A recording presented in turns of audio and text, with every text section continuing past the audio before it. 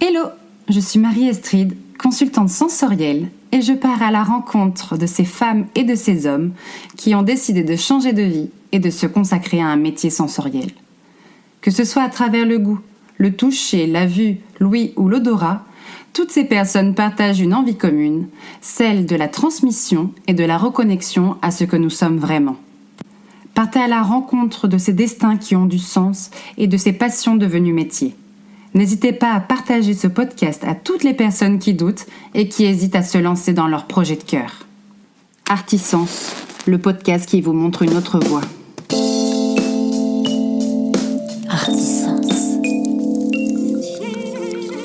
Artisans.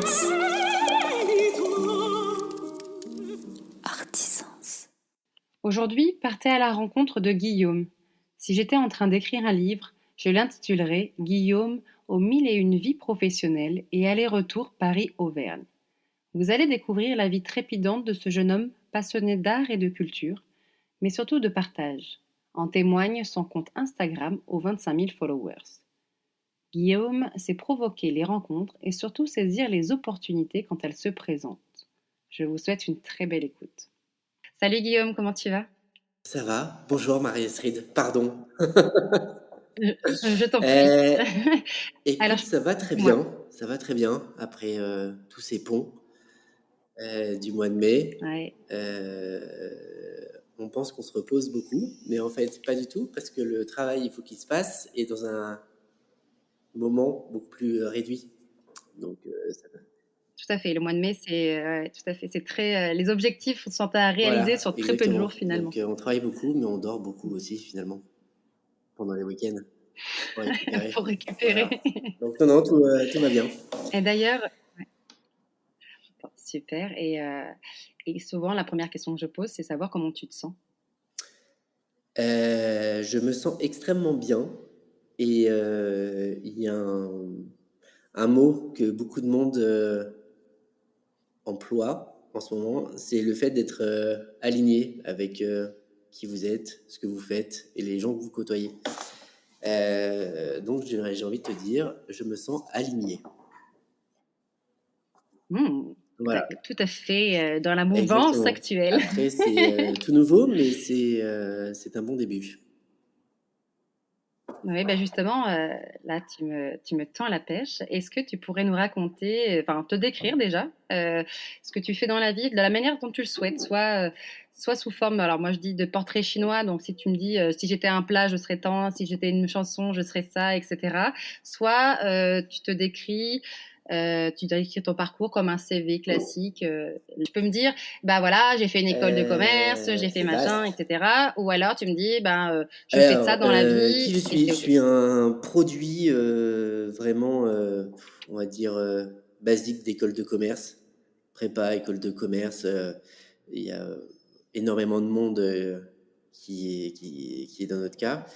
Euh, où on s'inscrit en école de commerce parce qu'on ne sait pas forcément ce qu'on veut faire à l'époque, parce qu'on est soit trop jeune, soit on ne se connaît pas encore assez, soit parce qu'il y a des freins, que ce soit de la société, de la famille, de son entourage, etc.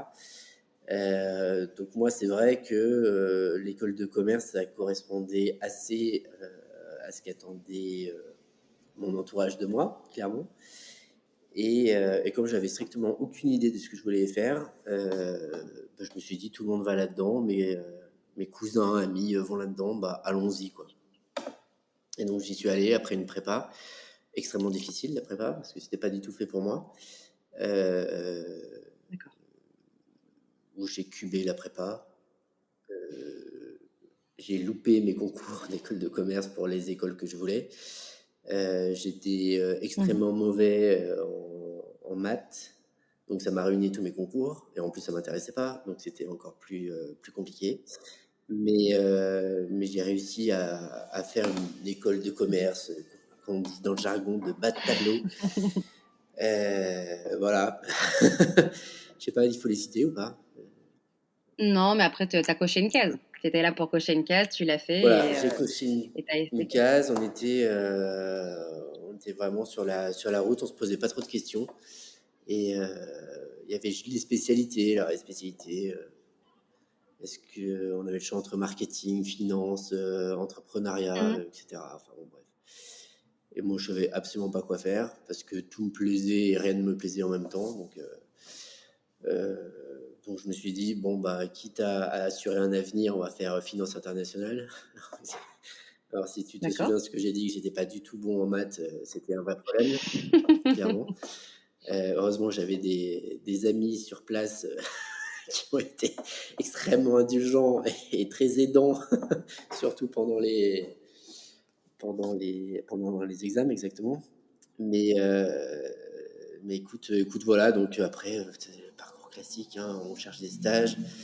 Je voulais un peu me tirer à ce moment-là, donc je suis allé en Mhm. Espagne, je suis allé en Angleterre, je suis allé à Dubaï pendant quelques temps. Et là, tu travaillais en finance, hein, c'est ça, tu travaillais pour un DAF.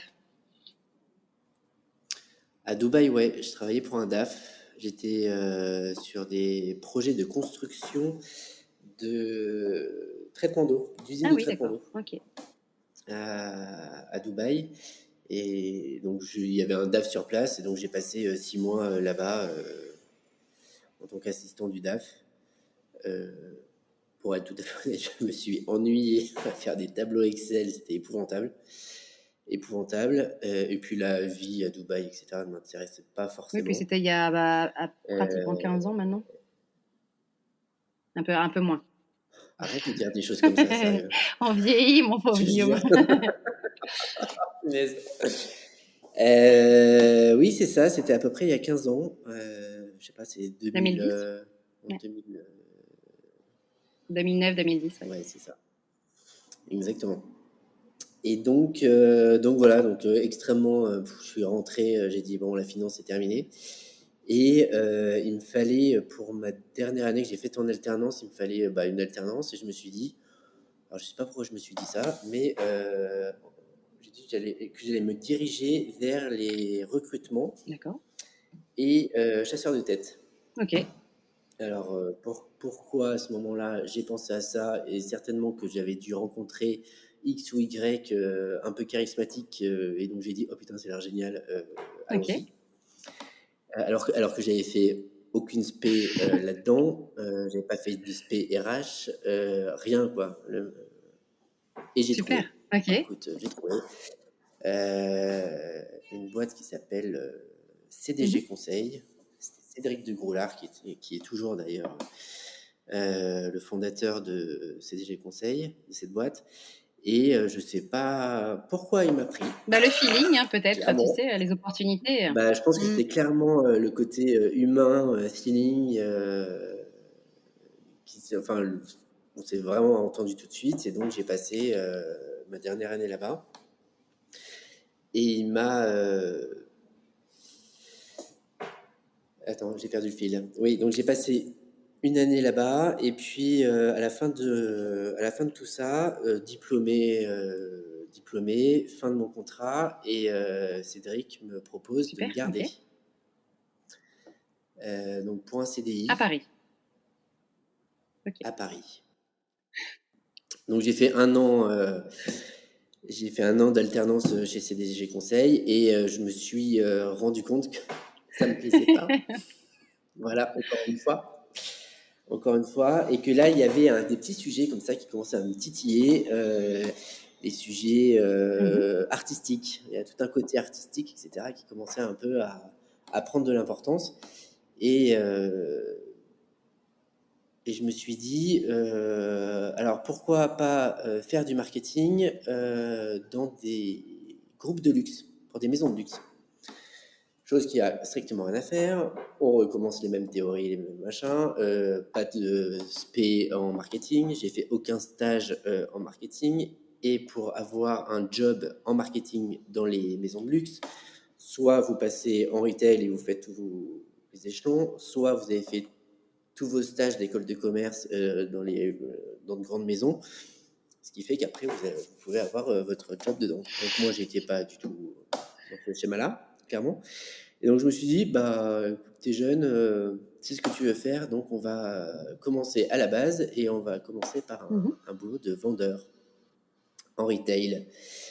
Donc je quitte CDG Conseil et je vais chez Mhm. Alain Figaret en tant que vendeur avec toujours des perspectives échangées en entretien pour des Et postes surtout en avoir des marketing. postes support, quoi. Plus rester sur le devant dans la boutique, quoi. Mhm. Exactement. Donc moi j'étais tout à fait d'accord pour faire de la vente du retail pendant 6 mois, un Mhm. an grand max. Alors finalement ça a duré D'accord. 3 ans et demi. 3 ans et demi de vente avec, je pense qu'il y a beaucoup de gens qui sont un peu dans le même cas où on vous promet les ponts d'or pour vous Et vous faire attirer rester. Mm. et combler Ouais, un tout à fait. besoin immédiat. Et alors que derrière, en fait, il n'y a rien et que je suis persuadé euh, qu'il n'y avait jamais rien eu, même quand j'ai passé mes entretiens. Bon, ça, Oui, je bien te sûr. dis ça avec du recul. Mais bref. Euh, de ce fait-là, je me suis dit, tu peux pas rester vendeur toute ta vie.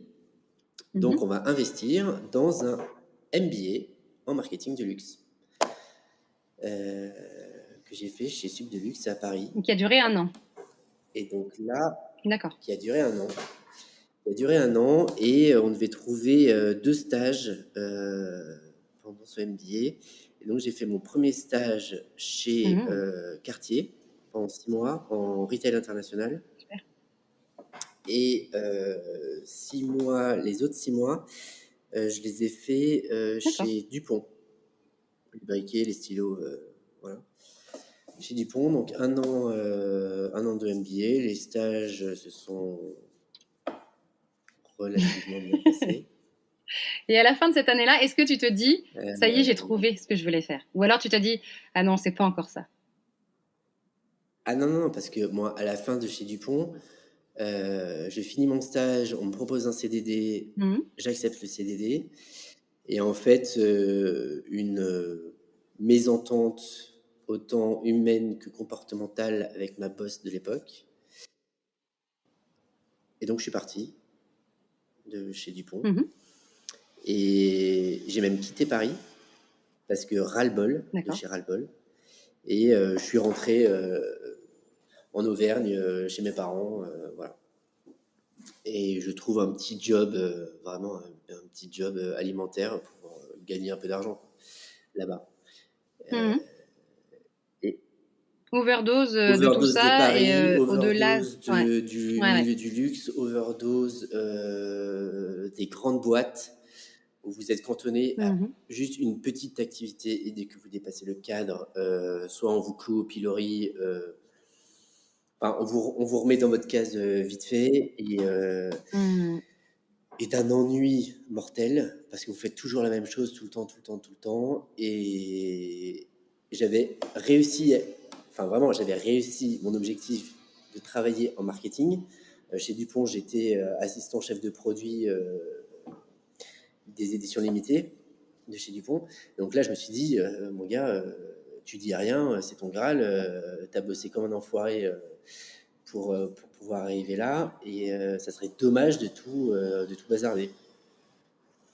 Et en Ouais, tout à fait, fait. au bout d'un moment, j'ai dit stop, j'en pouvais plus.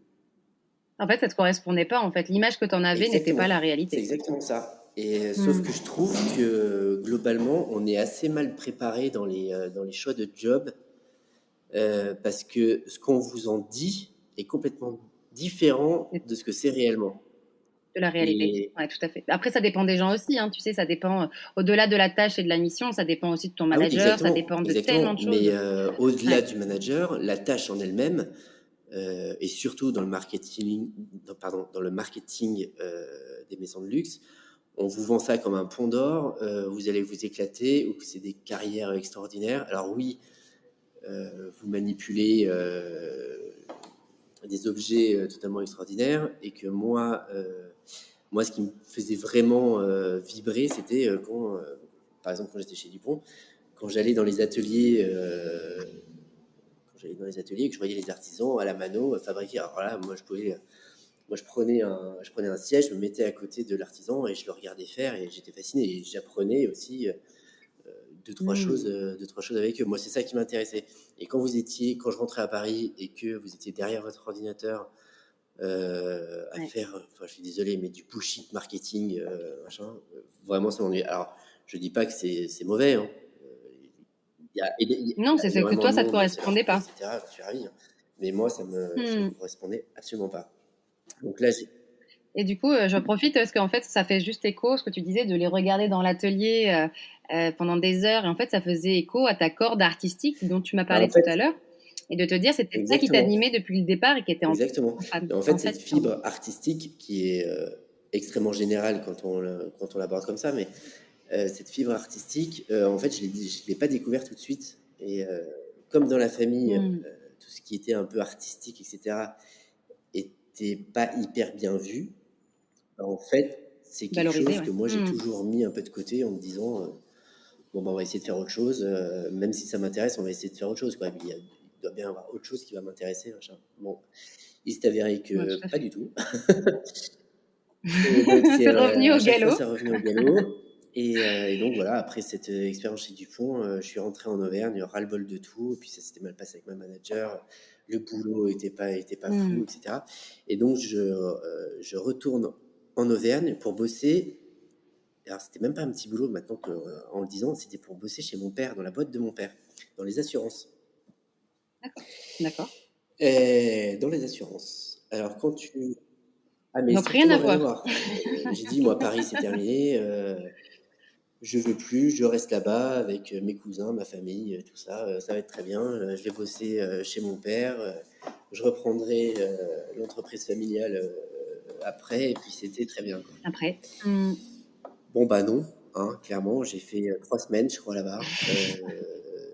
Mon père, extrêmement sympa, a commencé à me commander une voiture parce que je devais être un peu commercial, tout ça. Donc, une voiture pour aller voir les clients. Et je me souviendrai toujours, je crois que c'était le premier ou le deuxième jour, je me mets au fond de la salle de réunion et on m'apporte je te jure, des dossiers explicatifs du droit de l'assurance, des contrats, des machins, etc., etc. Donc on me pose ça là avec des fluos et on me dit, bon bah écoute, essaye d'intégrer tout ça parce que ça va te servir pour aller voir les clients. Et je crois que j'ai fait 3, 4 pages. Et avec le stabilo, j'ai dit, c'est pas possible. C'est pas possible, je peux pas rester là, c'est impossible. Et en plus, dans une petite ville en Auvergne, et machin. Et là, j'ai commencé, pareil, tu sais, tu retournes en rond, et il va falloir trouver autre chose. Ah ouais. Donc, Ouais. et puis pour te dire que en plus de la finance, le droit, je pense que c'est l'un des cours que j'ai séché. Je crois que j'ai jamais fait de cours de droit, en fait. Parce que c'est tellement ennuyeux comme truc que Tu sais que c'est la seule matière que je repêchais Ah pendant ouais, 3 ans bah, en tu école vois. de commerce et que j'ai eu la dernière année last Je sais minute, même tu pas vois? comment j'ai fait pour valider tout ça. J'en sais rien. Je sais pas, un espèce de Ah blabla. ouais, Bref. le Ouais. jargon du droit. Et Mmh. donc catastrophique, quoi. Et donc, au bout de 3 semaines ou un mois, je sais plus, je vais voir mon père, je dis, bah écoute, c'est pas possible, quoi. Donc, assez compliqué à faire ça. Mais il C'est l'avait bien assez vu, je compliqué. pense. Il avait Oui, mais totalement bon, il vu. l'avait bien Et vu, il quand te ça vient connaît, de hein. toi, que tu dois dire à ton père qui commence à investir un peu d'argent quand même Mmh. sur toi, te dire qu'au bout d'un mois, tu dis, bah non, en fait, on va essayer de faire autre chose. C'est pas hyper simple. C'est vraiment pas hyper simple. J'étais un peu dans mes petits souliers quand même, hein, clairement. Et au-delà de ça, j'avais en même temps, bon, en parallèle, j'avais une amie que j'avais rencontrée chez Alain Figaret et qui m'appelle et qui me dit, Mmh écoute mh. Guillaume, un, on cherche un vendeur à Paris chez Inès de la Fressange. Est-ce que ça t'intéresse? Je lui fais, dans le point où je suis, vas-y, on retourne à Paris, on retrouve les vieux démons, on retourne dans le milieu du luxe. Ah oui, bien sûr. Et on Mmh. retrouve la vente, etc. Enfin, des choses que moi, je n'aimais absolument pas. Enfin, la vente, c'était pas un calvaire, mais Un calvaire. c'était. Ouais, ouais. Alors, Mmh. ponctuellement, il y avait des clients tellement sympas que tu parlais de tout sauf de ce que toi, tu étais en train de vendre. Donc, ça, c'était plutôt intéressant. Et des profils hyper intéressants. Au-delà de ça, c'est d'un ennui. Mais c'est d'un ennui à attendre le client, etc. Oh, mon Dieu. Moi qui adore que les choses s'enchaînent, aillent vite, etc. Je passais ma vie à ranger les réserves, en fait, pour pouvoir faire quelque chose, parce que sinon, je pétais un Ouais. boulon. Et donc, me revoilà à Paris, À Paris. euh, je suis plus dans le 7e arrondissement, chez Inès de la Fressange, où là, pareil, j'essaie de négocier. Bon, bah écoutez, ok, je vous file un coup de main dans la boutique, je vois comment les choses se passent, et puis après, on essaye de voir s'il n'y a pas une place en marketing, quoi. Marketing ou e-commerce, parce que c'était le moment où le e-commerce explosait, etc. Oui, exact. Ou e-commerce. Et ben, même scénario que chez Alain Figaré. Même scénario. On te On me dit dit oui, oui, oui, oui. évidemment. Et j'avais même pris rendez-vous avec Inès directement, qui, elle, s'occupait vraiment que de la DA de la boîte, quoi. Tout ce qui était D'accord. décisionnaire, Nel, enfin, Nel. Nel. Bref, en gros, Dans tout ce qui appartenait aux voilà, décisions, c'était pas elle, exactement. quoi. Donc, elle s'occupait vraiment que de la DA, mais tout ce qui était personnel, administratif, finance, etc., c'est le PDG qui s'en occupait. Et comme mes demandes restaient sourdes, enfin, personne répondait à mes demandes, et notamment le PDG, bah, je suis allé voir Inès et je lui ai dit, écoute, ça se passe pas comme je l'avais prévu. Est-ce que tu penses que on peut réadapter les choses, ou alors vous êtes pieds et poings liés, machin. Donc, je ne dirai pas ce qui s'est dit à ce moment-là, mais elle m'a fait une très belle lettre de recommandation, et voilà, je suis parti, voilà.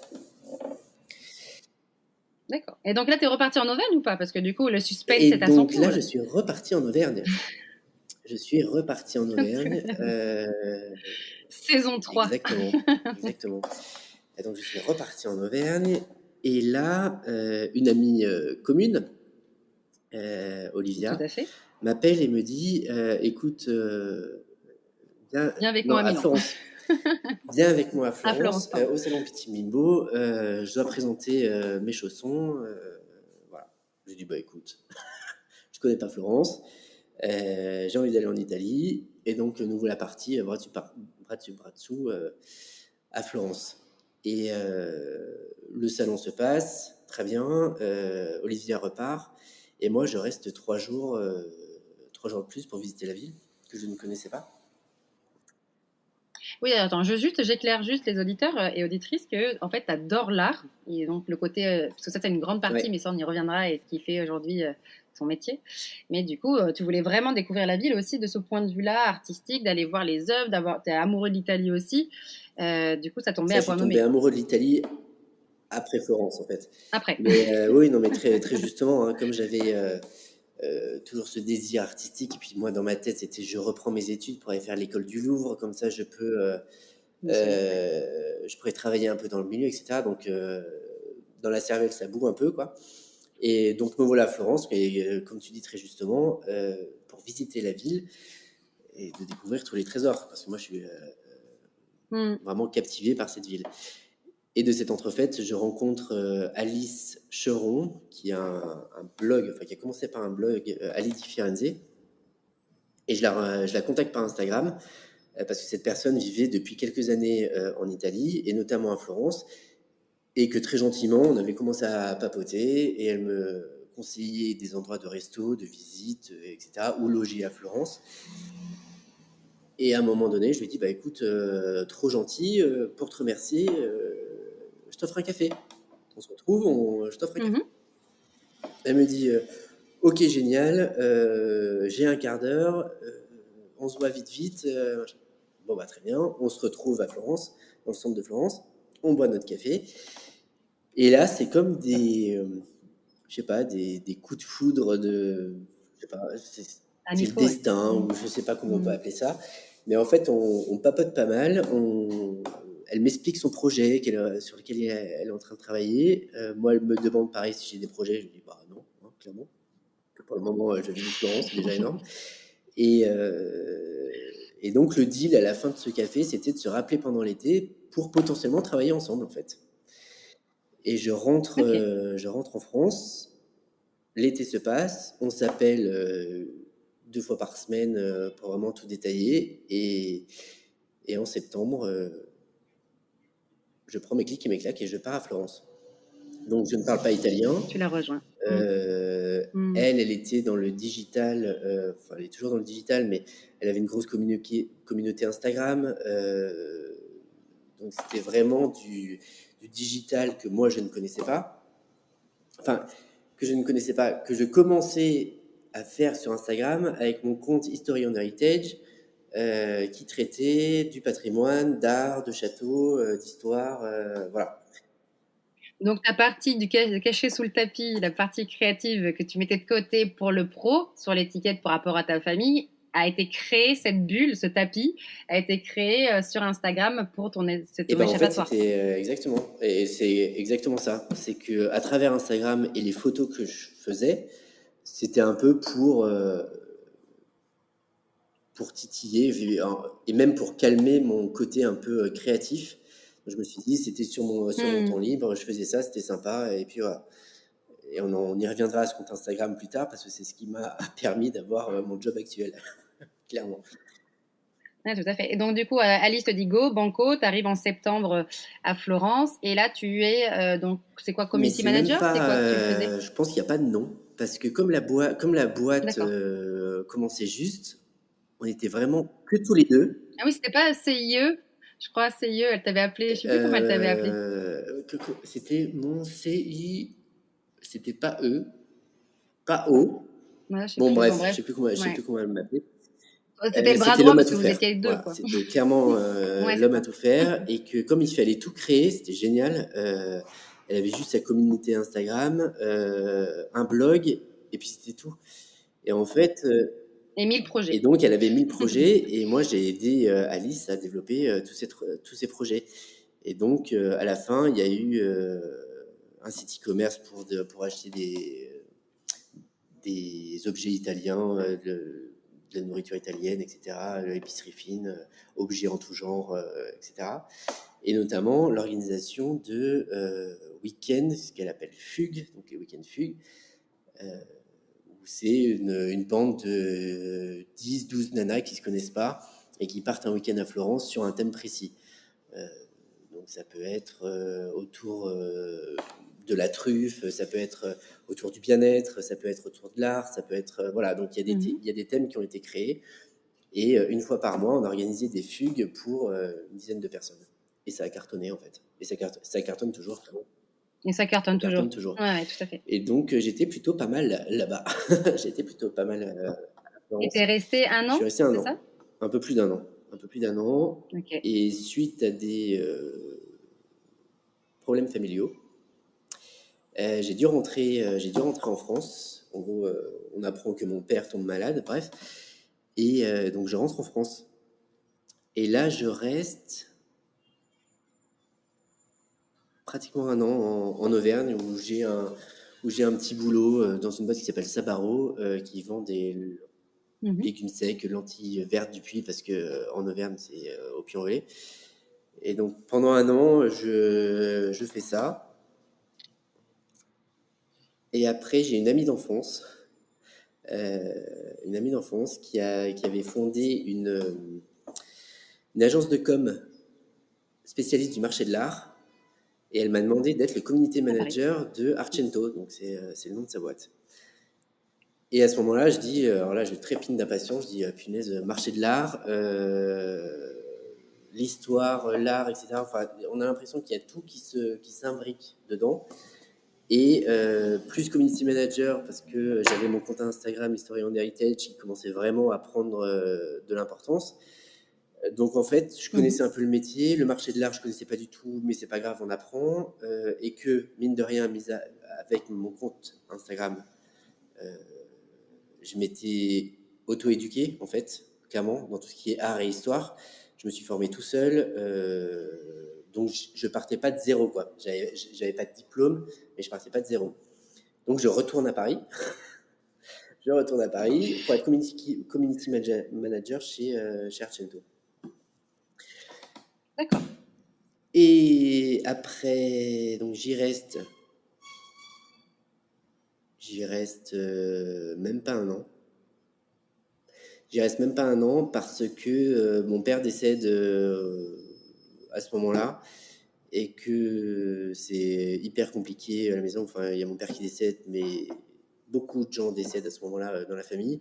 Donc, je retourne en Auvergne. Enfin, pendant un moment, j'ai essayé de faire les allers-retours en Auvergne et j'y arrivais pas. Je faisais du très mauvais travail à Paris.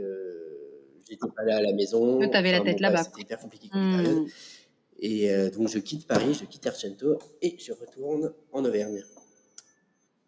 Saison Je sais 4 ou plus, même 5, moi, je sais j'arrive plus plus. à compter. Je- Et, et donc voilà, et je reste 1 an. Vraiment, je reste 1 an en Auvergne pour tout Ouais. régler, pour problèmes de famille, les successions, les machins, etc. Bon, bref. Et de cette entrefaite, moi, je continue entre-temps à développer mon compte Instagram. Comme j'ai un peu de temps, je vais visiter des châteaux. Euh, je suis invité dans pas mal de vernissages, de conférences, etc. Toujours grâce à mon compte Instagram. Et donc, je commence à D'accord. rencontrer du monde. Et il y a une boîte que je commençais à suivre qui m'invitait à pas mal de vernissages, d'expos qui s'appelle toujours, pardon, qui s'appelle Mathieu Lustury. Et on m'invite à l'ouverture, donc c'était en septembre dernier, on m'invite à l'ouverture de l'atelier à l'hôtel de la Marine, place de la Concorde, en tant que historian heritage. Donc D'accord. je vais là-bas, Comme un comme un influenceur de influenceur l'art, en du fait, c'est ça? patrimoine et de l'art, quoi, clairement. Et D'accord. Et français? Ou peu français, importe. français. D'accord. Ok. Et donc, je me pointe là-bas. Là, il y a une jeune fille qui m'accueille, qui est hyper contente de me voir. Elle me fait trop bien, Guillaume. T'as pu venir. Attends la fin de pardon, attends la fin de la soirée. On a discuté. Écoutez, très bien. Donc, Bonjour voilà, madame, je voudrais un petit peu de exactement. champagne avant. Donc, je bois quelques coupes de champagne, ce qui me permet de me détendre parce que je ne sais absolument pas à quoi m'attendre. Et en fait, de cet entrefait, on me propose un job. On me propose un job, pas tout de suite, parce qu'il y a 2, 3 choses à régler chez eux, mais que potentiellement je pourrais travailler pour eux rapidement. Début d'année Il n'y a 23, quoi. pas vraiment de date précise, mais comme ils étaient sous l'eau jusqu'à la D'accord. fin de l'année, parce qu'il y avait beaucoup de projets, j'ai pas eu de nouvelles pendant un moment. Et puis de cette entrefaite, je rencontre Jacques Garcia, le Mhm. décorateur, qui m'accueille à Champ de Bataille 2 fois, qui après me propose de gérer son château de Champ de Bataille, communication, marketing, commercial, etc. Vraiment gérer le château là-bas. Donc en fait, en janvier 2023, après avoir fait plusieurs années de vache maigre et de vache maigre, D'être un peu égaré. d'avoir tout essayé, aller à droite, à gauche, etc. Bah écoute, j'avais 2 propositions qui rentraient parfaitement dans mes cordes. Parce que là, enfin, tu t'autorisais la carte créative et artistique à fond. Là, Bah tu là, je t'autorisais. m'autorisais, ouais. Clairement, parce que du fait du décès de mon père, du fait d'autres évolutions personnelles, je me suis dit, allez, c'est Bien bon, sûr. mon gars, on va arrêter de faire On plaisir va pour les vivre. autres et puis on va faire ce que toi, tu as envie. Et donc, ce compte Instagram Ouais, c'est m'a clair. vraiment Ok. aidé à ça. Vraiment aidé. Parce que grâce à ça, Mm. j'ai rencontré énormément de personnes. Et, donc, j'en suis arrivé là en grande partie grâce à mon compte Instagram, quoi, clairement. Faut le dire. Mais à ta passion qui t'animait depuis toujours, en fait. C'est pas que Instagram ou le réseau social. C'est Bah, juste de ça a été t'être l'outil. permis de te montrer ça. Instagram, ça a été Ouais, l'outil tout à qui m'a fait. permis de rencontrer du monde, de rencontrer enfin, de me rendre dans des lieux assez incroyables, de D'avoir des rencontrer du monde, de opportunités. rencontrer des Mm. conservateurs, de rencontrer pas mal de gens qui travaillaient dans ce milieu de l'art, du patrimoine, de l'architecture, etc. Donc c'est vraiment mon compte Instagram, c'était un outil formidable. Moi qui faisais ça en dilettante à un moment donné, en fait, c'est avéré être quelque chose de, j'allais pas dire une pépite, mais vraiment quelque chose d'important qui m'a permis de rencontrer pas mal de monde. Et, euh, et donc, Et donc, tu as ces deux c'est opportunités ça. début d'année. Qu'est-ce qui te fait choisir? Ce qui me fait choisir, c'est la liberté que j'avais plus chez Mathieu Lustrury que chez D'accord. Jacques Garcia à Champ de Bataille. Parce que là-bas, en fait, Déjà, c'est en Normandie. Vous D'accord. travaillez au château de Champ de Bataille en permanence, donc niveau vie sociale, etc., ça me posait quand même un problème. Et Plus puis, compliqué. Mmh. moi, mis à part mon boulot factuel de tous les jours, j'ai d'autres activités à côté. Et donc, j'avais besoin Mmh. d'une certaine liberté, de flexibilité dans mon temps. Et D'accord, chose que je ne pouvais pas avoir à Champ de Bataille. Donc, j'ai choisi Mathieu d'accord, OK. Lustreuil. Et ça, on en a convenu. Et ce qui est très drôle, parce que avec Jacques Garcia, on s'était vu plusieurs fois. Et le dernier coup de fil, c'est lui qui me dit, mais je suis quand même un peu embêté parce que je sens que tu vas pas être 100% dispo pour Champ de Bataille. Et moi, j'ai vraiment quelqu'un qui soit là, focus en permanence, etc. Et quand on s'était eu au Mmh. téléphone, je lui ai dit, mais écoutez, on est sur la même longueur d'onde et j'allais vous dire exactement la même chose.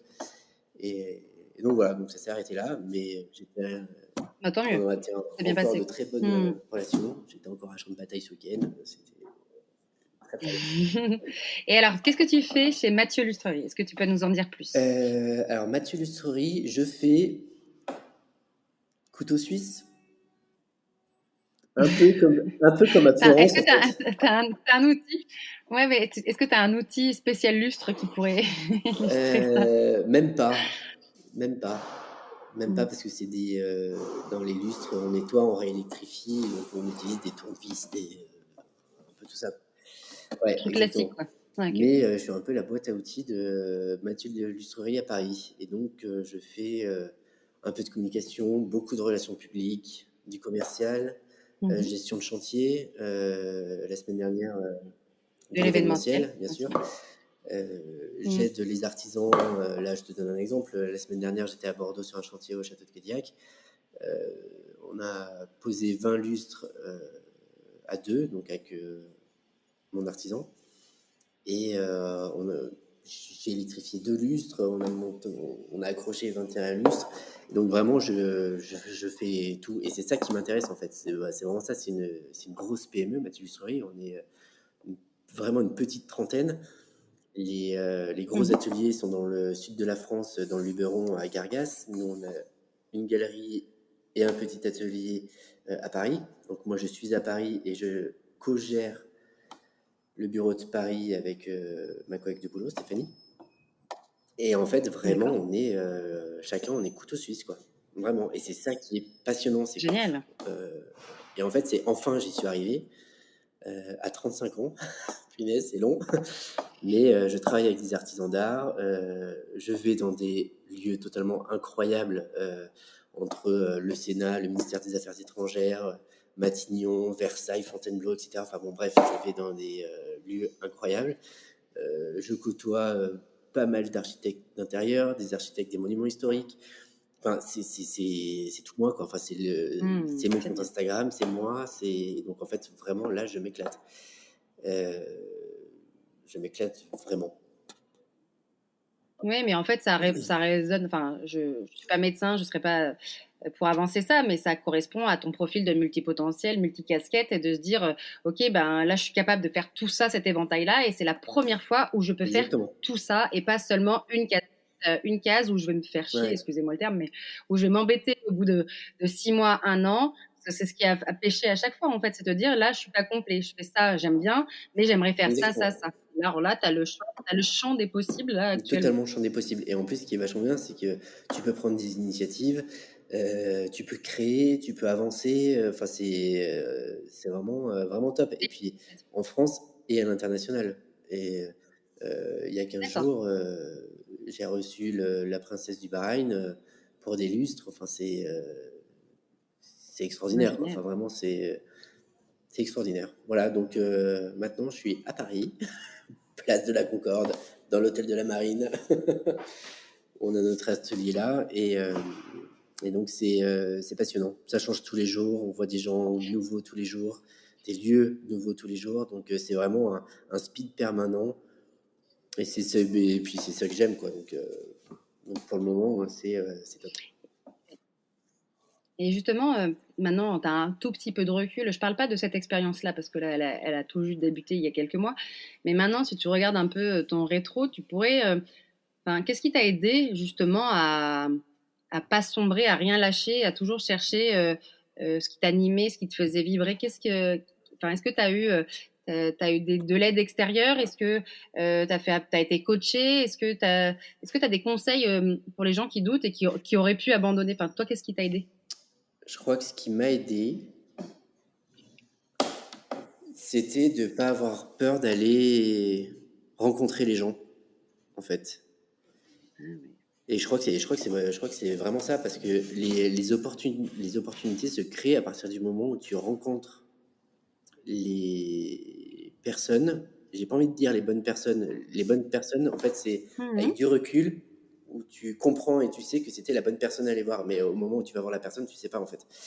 Enfin, du moins, les gens qui t'intéressent, de par leur parcours de vie, de par leur activité professionnelle. Enfin, je pense que dans pas mal de domaines, il y a des gens qui sortent un peu du lot, et je pense qu'il ne faut pas hésiter à essayer de trouver un moyen de les rencontrer. Et j'ai D'accord. beaucoup écrit de mails en disant, écoutez, ce domaine m'intéresse, euh, j'ai peu d'expérience, mais vraiment, question ouverte, pas j'ai envie d'un entretien, est-ce que vous recrutez, etc. Non, Mhm. c'était plus parlez-moi de vous, parlez-moi de votre expérience, parlez-moi de ce que vous avez fait, comment vous en êtes arrivé là, etc. Euh, comme une interview, en gros. Et je l'ai fait une petite dizaine de fois, cet exercice, et à chaque fois, il y avait quelque chose de positif qui était derrière. Et ne pas avoir peur de Super. l'opportunité, en fait. C'est vraiment ça. En fait, moi, De savoir la il saisir, faut quoi. savoir la saisir, même si ça paraît complètement Mhm. fou. En fait, non, mais tu regardes pour l'Italie. Non, Ça, mais c'est Alice, vrai, je hein. la connaissais ni en blanc Ouais, ni en c'est vrai. noir. Je ne sais pas parler italien. Les réseaux sociaux, j'y connais pas grand-chose, mais voilà. Euh, mais si je l'avais pas contacté, proposé un café, etc., etc., etc., pour discuter de tout ça, en fait, je serais Mhm. jamais parti à Florence, clairement. Ah ouais, et Et t'aurais j'aurais jamais jamais vécu vécu tout tout ça. ça. Mhm. Avec Instagram, si j'essayais pas de envoyer des messages à des gens qui peuvent m'intéresser de par leur personnalité, leur activité, etc. Je leur envoie un petit message, etc. On papote sur deux, trois trucs. Et puis après, ça se termine en café à Paris. Enfin, à partir du moment où il y a une passion commune, il y a un intérêt commun, je pense que c'est assez facile. Il faut y aller en toute humilité, dire ça m'intéresse, vous êtes brillant dans ce que vous faites, bah en fait, je veux deux, trois tips, quoi. Je veux pas un job, je veux des tips, Ouais, en tout à fait. fait. Et ça, les gens sont hyper à l'écoute de ce genre d'argumentaire. Et ça, Ouais, et puis ils je donnent. donne beaucoup. Généralement, les gens sont hyper ouverts à Exactement. transmettre. Ouais. Et c'est comme ça que j'ai réussi à tout faire, hein. Là, par exemple, pour Dupont, Mm. c'est bête, hein, mais Dupont, euh, j'ai rencontré ma boss, c'était dans une conférence que mon MBA organisait. Et donc, je vois à la fin de la conférence, je vois tout le monde partir, et je dis, bah, on va aller la voir, quoi. Et on Bon, va on lui va dire lui dire merci, merci on va un peut-être. peu papoter, etc. Et de fil en aiguille, je lui ai dit que je cherchais un stage. Donc elle m'a dit, envoie-moi ton CV, merci beaucoup, etc. Et je suis arrivé chez Dupont. Euh, Mm. Enfin, c'est que des choses comme ça. C'est vraiment choper les occasions, à rencontrer les gens, discuter avec eux. Et il y a toujours quelque chose qui en découle. Alors, ça marche pas à chaque fois, évidemment, mais il faut le faire, il faut pas hésiter.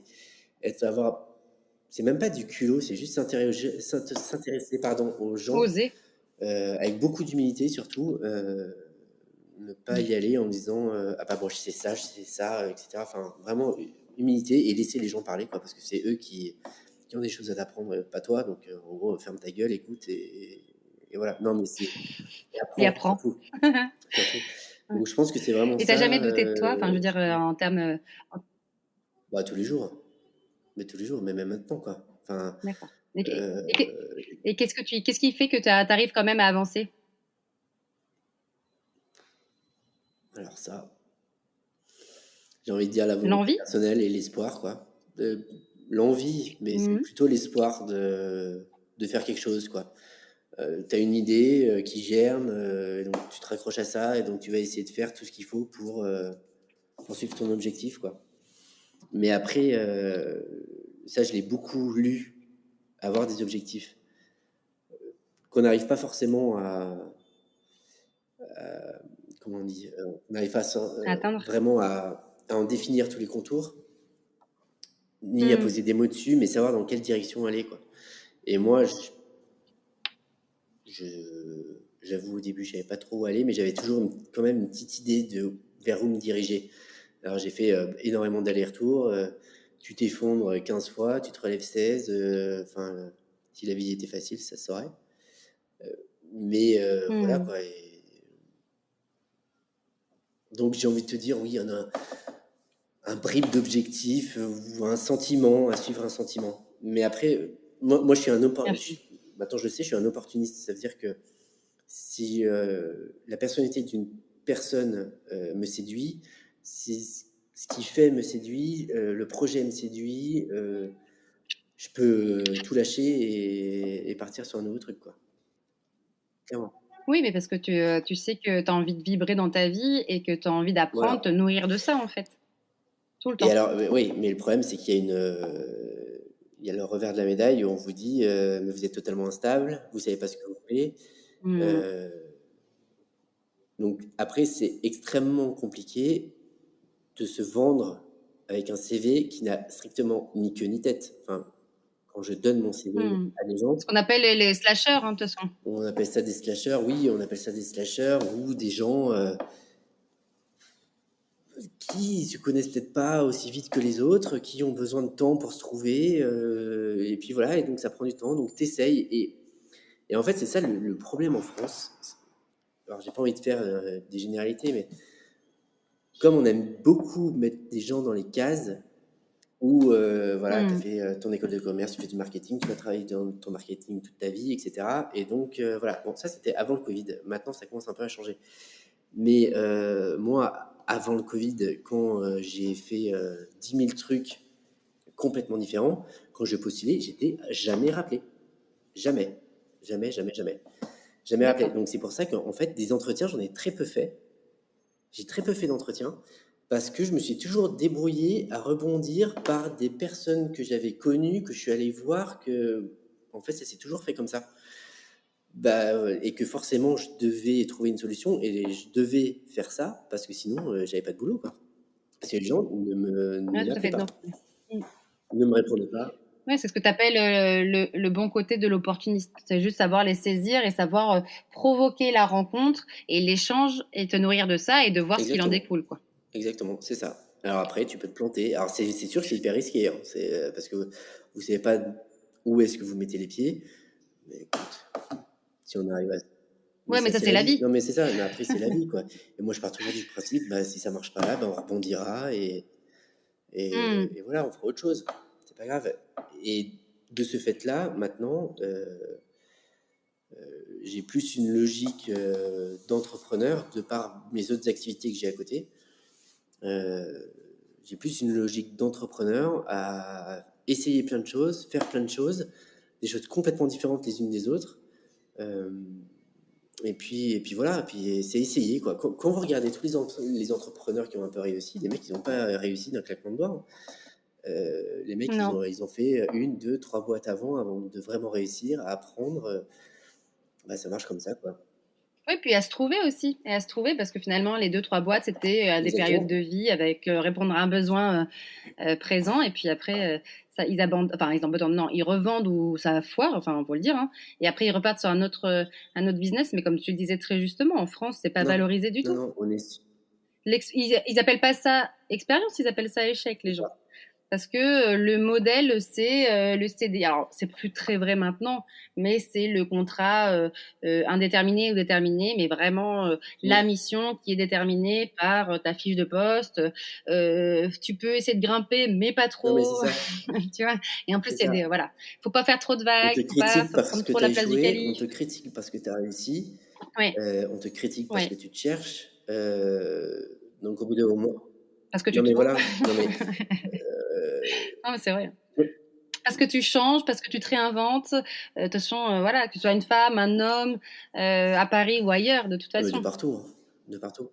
Et, Hmm. donc, au bout d'un moment, je pense qu'il faut faire un gros fuck à tout le monde et de faire ce que tu as envie, de Et de penser à penser à soi. soi Ouais. et voilà, quoi. de tracer sa route. Et je trouve qu'on c'est dingue, hein, la différence de mindset entre les anglo-saxons et anglo-saxons américains et la France, parce que si j'étais aux États-Unis et que j'avais un CV comme j'ai actuellement, je pense que j'aurais beaucoup plus de chances de trouver un super job aux États-Unis qu'en France. Parce qu'aux États-Unis, Non, ils mais ça, c'est partent clair. Parce que, ouais, du principe que l'expérience prime, que le diplôme que le ou la diplôme ou la formation. formation. Et bon, encore que quand tu sors des grandes écoles américaines, c'est autre Harvard. chose. Mais Ça doit aider. globalement, ils sont plus attachés à une expérience, savoir ce que tu as appris, surtout ce que tu as échoué. Hmm. Et c'est ça qui est le plus intéressant. En France, c'est encore hyper académique, etc. Au contraire, enfin, moi, j'ai une personne qui a fait pas mal de choses, qui sait faire pas mal de choses. Je fais punaise, le mec, il en veut, il n'a pas peur, et le mec s'adapte, apprend, et ça va être top, Exactement. quoi. Ouais, saura s'adapter, et Exactement. saura faire face à l'imprévu et Exactement. polyvalence, quoi. Ouais, mais Donc, on est bien d'accord. Petite question, du coup, qu'est-ce que tu dirais au petit Guillaume aujourd'hui? au petit Guillaume, mon gars, va falloir cravacher. Ouais, Lâche lâche rien. rien, surtout ne lâche rien. Non, je dirais au petit Guillaume qu'il fallait se foutre des choses beaucoup plus rapidement. Et que je regrette d'avoir perdu autant de temps et d'avoir écouté certaines personnes. Voilà. Donc c'est vraiment, t'as toujours Ouais. une petite voix, mais même quand je commençais à aller en école du commerce, j'avais une amie qui rentrait à l'école du Louvre. Et même là, je me suis dit, putain, ça va être génial, ça a énormément de chance, etc. Mais moi, jamais j'allais dire à mes parents à qui, que, quoi, dont, où, voilà. J'allais faire histoire de l'art. Et qu'est-ce que tu vas faire derrière, le métier artistique, tout ça. Hmm. Donc, ouais, vraiment, si vous sentez un truc, allez-y, ne perdez pas de temps, parce que ça fait un peu vieux con de dire ça, parce que la vie est trop courte, Non, non, etc. mais c'est très juste. C'est très Mais là, j'ai juste. 35 ans. Ouais. En gros, j'ai perdu 10 ans de ma vie à essayer de se conformer à Hmm. qui et que. Et franchement, au bout d'un moment, t'as envie de dire, c'est mort, quoi. Ouais, mais surtout que ça te rendait pas En heureux, quoi. plus, non, non, en plus. Donc, Hmm. putain, faites les choses, quoi. Vraiment, faites les choses. Hmm. Oser. Osez, et pas demain, tout de suite. Vraiment tout de suite, parce que Hmm. quand vous vous rendez compte que vous avez perdu du temps, c'est balèze à digérer quand même. C'est très balèze à digérer, Ouais, parce parce que que tu tu peux peux pas pas le le rattraper. rattraper, en fait. Ouais. Donc, Hmm. voilà. Et est-ce que tu aurais une madeleine ou des madeleines de Proust, quelque chose qui te réconforte, que ce soit un plat, un lieu, un film, une odeur, à nous partager? Oula, il y a plusieurs choses et ça dépend où est-ce que je suis. Vas-y, vas-y. Ouais. Quand je suis à Paris, euh, j'ai, je me suis inscrit au auditorat libre de l'école du Louvre. Et donc, j'ai une carte qui me donne accès au Louvre. Et donc, dès que j'ai 2 minutes ou dès que j'en ai marre, etc., je vais au Louvre. Je vais au Louvre et je me balade. Ok. Je regarde les toiles, je regarde le mobilier. Voilà. Je me balade au Louvre. C'est ce que je fais Ça quand. te fait du Ouais. bien. Et être entouré de beau, ça change beaucoup de perspective. Et ça adoucit un peu les mœurs. Donc, j'aime beaucoup aller au Louvre. Et quand je suis en province, je le fais pas assez souvent, mais c'est prendre de la musique, mes écouteurs, un cheval et me barrer en balade. Ça, c'est ma Hmm. petite Madeleine de Proust. Voilà. Ouais, bah, vu la taille du cheval, peut-être pas Oui, petit. c'est sûr. C'est sûr. Plus compliqué à faire, mais Ouais, mais bref. génial. Ouais, quand je Hmm. peux, c'est ce que je fais. Et est-ce qu'au Puy, t'as une madeleine Alors, en Auvergne, plus largement? j'en ai une. C'est pas très politiquement correct, hein, ce que je vais dire, mais bon, on s'en fout. C'est d'aller dans le grand salon de la maison de mon oncle, où je vis quand je suis là-bas. Mhm. D'aller dans le grand salon, il y a un siège 18e particulier là-bas, que j'aime beaucoup parce qu'il est très enveloppant. Et je m'assois là, je démarre la Mhm. musique et je fume une cigarette. Et je regarde les portraits, Ah et bah je c'est regarde cool, les ça va, portraits de c'est famille. correct. Voilà ce que je fais. Donc, Ouais. Mais parce que en fait, t'es enveloppé. t'es enveloppé, et puis comme c'est un endroit qui est dans la famille depuis des centaines d'années, on a vraiment l'impression, même si c'est en plein centre-ville, on a vraiment l'impression d'être totalement isolé et dans un autre monde parce que rien n'a bougé depuis l'époque. Et donc, c'est une coupure, quoi. C'est vraiment une coupure. Et c'est vrai qu'à chaque fois que je vais au Puy-en-Velay, je vais dans cette maison, je m'installe dans le grand salon, je m'allume une clope, je mets la musique. Et ça, c'est mon petit quart d'heure De de kiff. kiff, ouais. Bon, bah super. Merci beaucoup, Guillaume, d'avoir partagé Mais tout ça merci de avec m'avoir nous. interviewé, Marie-Astrid. Ah, mais je t'en prie. J'espère que ce parcours vous aura donné envie de suivre vos rêves, de vous faire confiance et de transmettre à votre tour votre passion. N'hésitez pas à noter ce podcast et surtout à le partager. Et je vous souhaite une très belle journée. Bye.